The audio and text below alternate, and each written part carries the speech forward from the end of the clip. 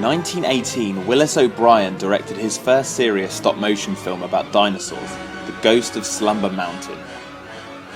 This was a silent movie about a man called Holmes who travels to the peak of a mountain to look through a telescope which can see into the past. It was an experiment that earned him the job of tackling the prehistoric beasts in 1925's The Lost World. After the success of The Lost World, O'Brien was brought on to do the special effects for a picture by RKO. This film was King Kong.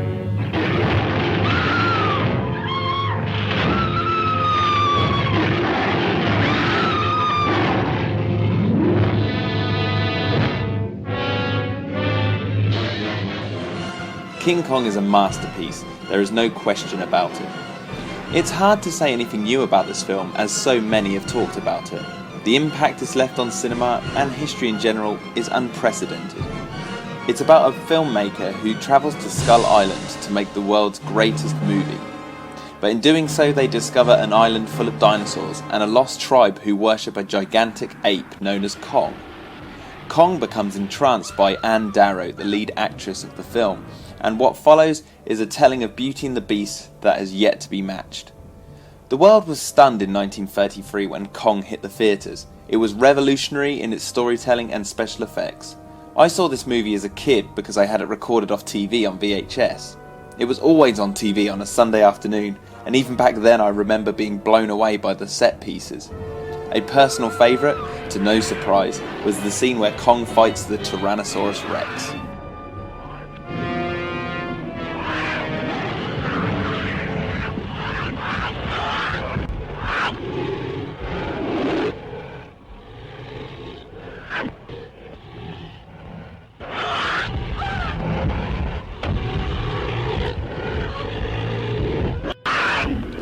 And also I love the scene where the Brontosaurus attacks the guys on the raft.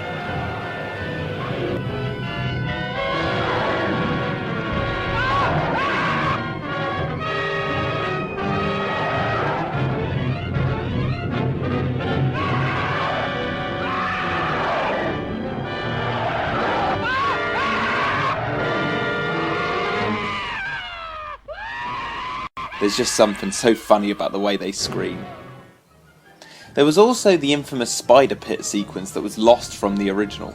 Peter Jackson included the sequence in his 2005 remake and even made a stop motion scene to emulate what the lost sequence might have looked like. It's fantastic. King Kong is a powerhouse that I like to call the first blockbuster. If you haven't seen the original yet, stop watching this video and check out the classic ASAP. It still has the power today to place audiences in awe, even more so as it's over 75 years old. It was so successful in fact that even in 1933, the same year, a sequel was released, Son of Kong. As you can imagine, this one is a little rushed, but even so it's not a bad sequel, and it has one of the most tragic endings to ever feature stop motion apes. The name King Kong is now a household name. Over the years the character has been made into a ride, been parodied to no end, and has even had songs written about him. No creature crossed this path and lived for long. His name, so legend tells us, was King Kong. Come Sambe. King Kong. Come Sambe Kong. King Kong. Come King Kong. Come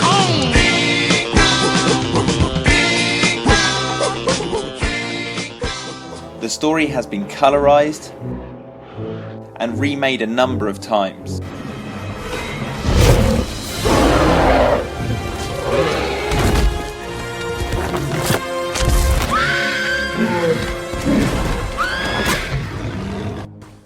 And has also been reshaped by the Japanese to do battle with Mechanicong and the King of Monsters himself, Godzilla.